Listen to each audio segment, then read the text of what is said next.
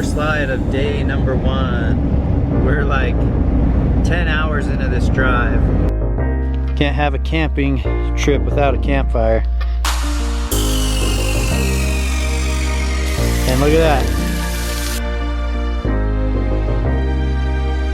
Your shit. Flat tire on the old jumping jack. And then I started scanning some of the burn across the way and actually just glassed my first shed of the day. I made it home with just about enough time to pack from the last trip and repack for this trip. So Bridget and I are gonna be heading out for like 10 days on a shed hunt. I'm calling it the hashtag shed tour. So we're just gonna keep these videos rolling day by day. Last time on my way back from the last shed trip with Bro Outdoors, I bought me another 4-wheeler. So we're taking the Foreman, the jumping jack, the 4-tracks, and my truck is loaded down. I've got 2 Yeti coolers that will go in here. We've got all kinds of stuff. I mean, to go camp for 10 days, you really gotta stack it deep. So inside here I got the canvas cutter, the Vortex, Horn Hunter packs, couple totes, couple pairs of boots back there. So I decided that we would just drive through the night. I didn't want to hit rush hour traffic here in Salt Lake. So we're gonna drive through the night. We should be at camp sometime tomorrow morning. Well, there you have it, guys. First light of day number 1. We're like 10 hours into this drive. We're down here far. And I think I spent about an hour taking a nap. I got so tired I had to pull over and take a nap, but I've seen only one other truck on this little highway. So that lets me know we're getting further and further away from civilization. So I'm hoping that we can get out here. We still have another, I don't know, 2.5 hours to get to where we want to go and camp. But I'm hoping it pays off coming down here. We'll have to wait and see. All right, this is gonna be home sweet home for the next, I don't know, 4 or 5 nights. We got the wheelers unloaded and the jumping jack out. It's time to pop that baby up, pack up the bags, and maybe get out on a little bit of a 4-wheeler ride. Go try to find some elk tracks and see what's going on out here. But this is gonna be interesting because I've never been here. So we'll just have to go with the flow and learn everything we can based off tracks and the watering holes. Well, thanks to that guy, we finally spotted some bulls. It has been extremely slow. We saw, I think, like 300 to 350 cows and calves, elk, out in these flats. I was like, all right. Usually when the cows are low, it's like, okay, are the bulls low with them? Sometimes some are. Some of the smaller ones. So we glassed some of the high country and we picked up like 11 bulls. So tomorrow we have a game plan. Hike about as high as you can in this country and go find them, right? Right. But tonight it's dinner. We're gonna go cook some elk steak, man. I'm starving and I'm tired as heck from driving. I'm working on 1 hour of sleep right now. So back to camp we go. I want to show you guys our camp. Got old Honda Red, new Foreman. Just picked that guy up, 400, runs like a champ. It's been all over already. And of course the jumping jack. We brought 2 Yeti coolers. We might be taking that on the 4-wheeler tomorrow just with cold drinks and stuff. But we're chock full of meat and veggies. So tonight is going to be like an elk steak fajita minus all of the tortillas. So we got Brussels sprouts and like a fajita mix in there. I mean, veggies and now bacon. Adding. And look at that. Elk backstrap. Oh, smells so good. All on the Camp Chef. Camp is legit. It's honestly a perfect setup. It's a little breezy. Other than that, perfect. Good thing campfire smoke is blowing away from the tent. So the jumping jack is good to go. Morning of day 2. Bridget and I just ditching the 4-wheeler and headed up to some higher country where we saw some bulls last night. Fingers crossed that we can find something because, like I said, we haven't never been here before, so we're just trying to figure it out. And that could be very frustrating. Like, we spent a lot of time yesterday riding roads and doing just short hikes looking for tracks. And was very frustrating. We weren't finding any fresh sign. So hopefully where these bulls are up high is the ticket. There's only one way to find out. That's to walk up there, but man, you just can't see or glass in this stuff either.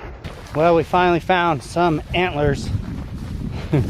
Unfortunately, they're still attached to the skull. And in New Mexico, you can't just take them.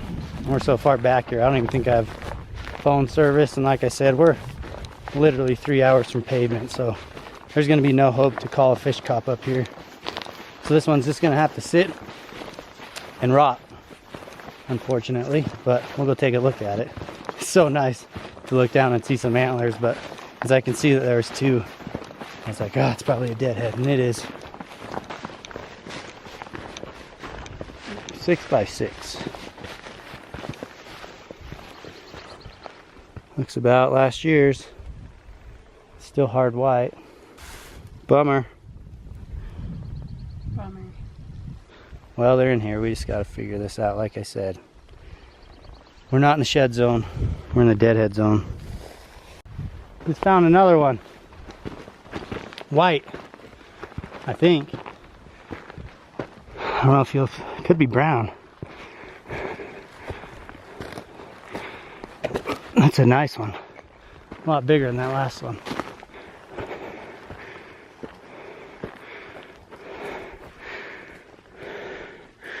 Still has a lot of color. It's been shaded, I guess. Alright, so last year's shed. And it's a decent bull. It's not like a teeny tiny rag. So that's good. I would have to say there's got to be more of those in here. It's got a lot of color for being last year. Whew. Finally, we might have to drop the packs and walk around this ridge a little bit. Actually, I think that's a really good plan. Probably what we'll do. Found another one. Up there in the brush. That was actually a pretty tough spot for the way it's laying. Tucked up in some rocks and in that brush right there. See it? Right there in the center.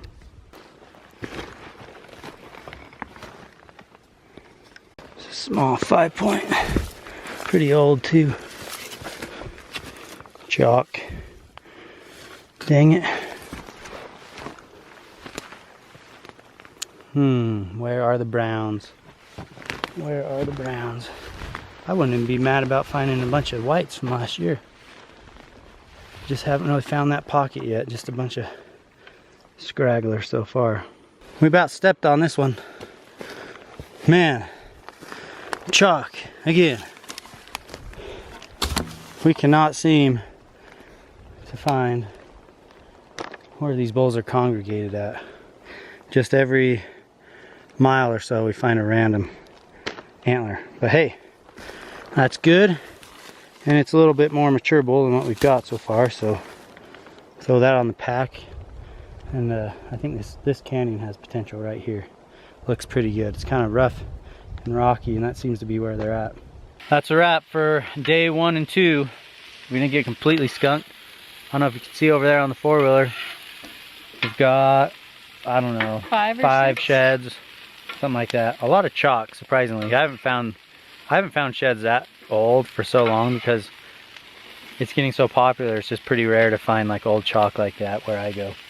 But all in all, I feel even though we found some sheds, we got our butt kicked big time. But it was fun. We were out in the woods. And we got lost for a little bit, but that's all right. Made it back to camp. Now we're cooking veggies and barbecue deer burger tonight. And I've been looking at my Onyx maps. I think we're gonna head south and do a big loop tomorrow. And really, I can't seem to figure this place out. All the sheds we did find were like 1 mile to 2 miles apart. So we never really found like a zone. Good morning, good morning. It is day number 3.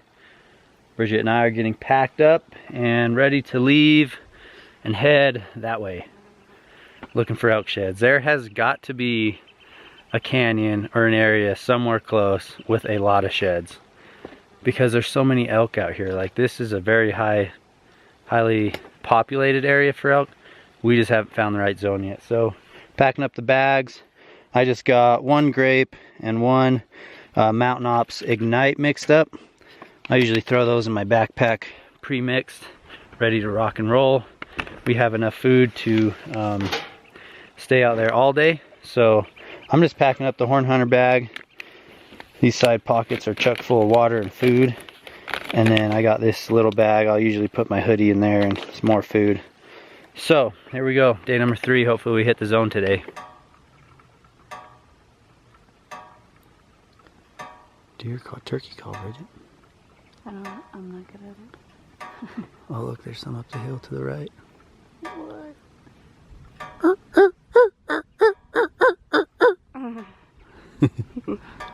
Horrible at the turkey calls. Well, looks like we got a clean miss, fellas. Ooh, that took some damage.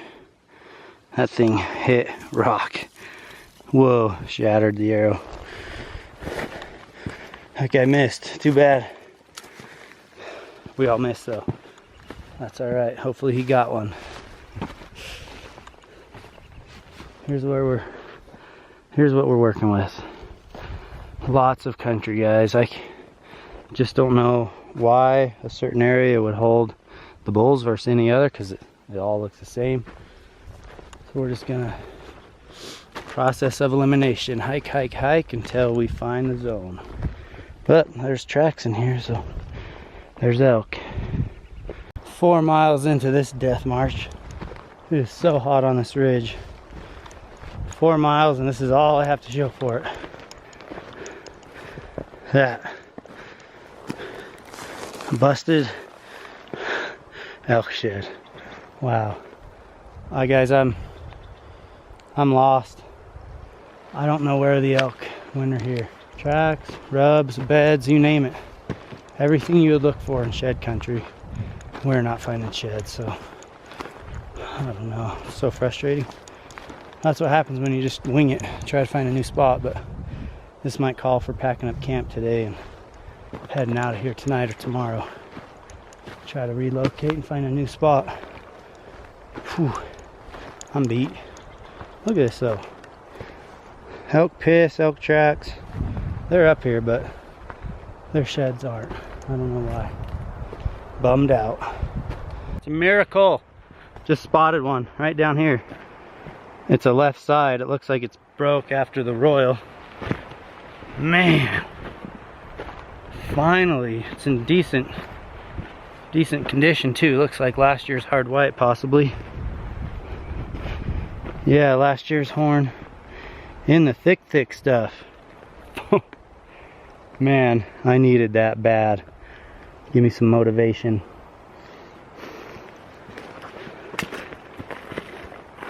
Let's take that out. Hard white. Last year's shed.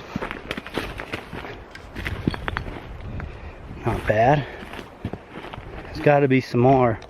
These thick trees have been pounded with elk beds and stuff. So maybe that's the ticket to work this south slope. I don't know. We'll keep traversing this way and see if we can scoop a couple more. If we can, then I'll hit it hard. Nice. Well, today was rough. Super slow. We got camp breaking down.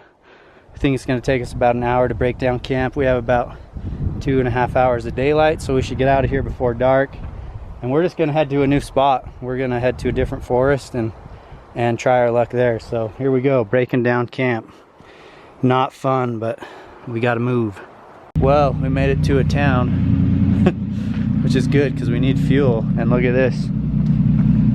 Flat jumping jack tire is shot, but we have air. And I have Fix-A-Flat, so I'm going to see if it'll hold. I was worried about that for some reason, going on these long trips. Bridget. What's up? What do we do? We fix it. Sounds easy. There's a bar and grill over there. We might go eat. Yes. We'll see. Alright, I gotta get Fix-A-Flat out of here. it is time for a new day and some new luck. We need it really, really bad. We have been in an all-out drought for a couple days, and we moved to an entirely different area. And driving through the highway, you're driving through a bunch of national forests. We spotted some elk super high up in this burn and found a little tiny 2-track that gets up here. There's already been, it looks like, a 4-wheeler up here and maybe a truck that broke through the snow. But we made it up here with the quads. Bridget is due to find a shed soon. So wish us luck. We need it. But the plan is to get high up in this burn in the area we saw the shed bulls. And based off the tracks, we'll just start working it from there. But man, we need help. This has been so tough, but I know that one of these days it's all gonna pay off and all the hiking and stuff will be worth it. So hopefully that's today. We'll see. We have been bushwhacking it through this burn, and it's actually been really cool because a lot of people have reached out to me. China just sent me in the right direction. People on Instagram and stuff have been trying to help me out, that they knew I was down in this area. So most people have been saying try the burns. So we found these big burns, and there is a lot of burns down here. I don't know how you pick the right burn, but we picked this one. It looked rugged and steep, and you know, up in this canyon, kind of hidden away. So we tried this. Haven't found anything on this side. Well, actually, Bridget just found a chalk. I glassed an elk across the canyon, a bull, and then I started scanning some of the burn across the way and actually just glassed my first shed of the day. From what I can tell, it's at least a 5-point. It's the right side, it's tines down, and it is white. Better than nothing. I'm still gonna work this side because it would be a long way straight down and straight back up, and I can hear that there's water down there. So I'm gonna stick to this side for now, work some of this burn like up in there, and eventually go get that shed. But we're on the board today, finally. Feels good.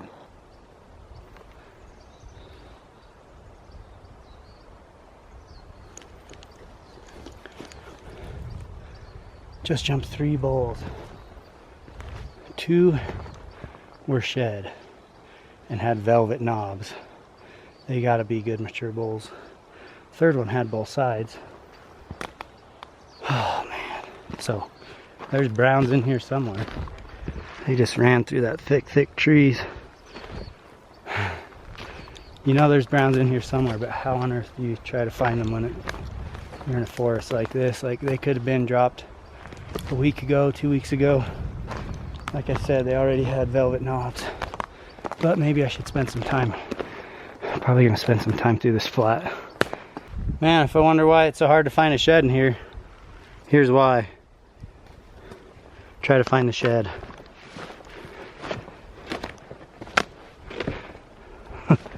Look at that one.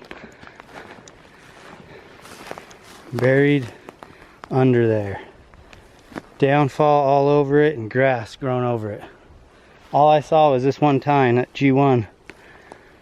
Dang, man. Still haven't found any browns, but I'm still in the same area where I jumped those shed bulls. I'm still gonna, it seems like they're coming out to this grass right here. All this stuff. Well, Bridget kicked my butt so far.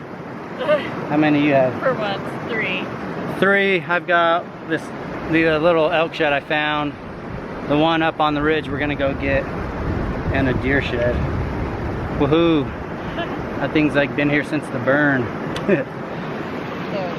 That is some steep country right there. All that. But man, the closer you get to the bottom, I think there's more elk track right through there. So we're gonna cross and actually go up this side and hit some of that country. I know there's one over there, so we'll at least pick up one on camera. Yes, I got to it, guys. Oh, there's the other side. Yes, there's both. I never glassed that side. Oh my gosh, it's at least a 6x7. Alright guys, I hate to leave you on a cliffhanger like that, but this video is already like 20 minutes deep. So I'm going to save picking up that set for tomorrow's video. Shed Tour Episode 3 will be up tomorrow.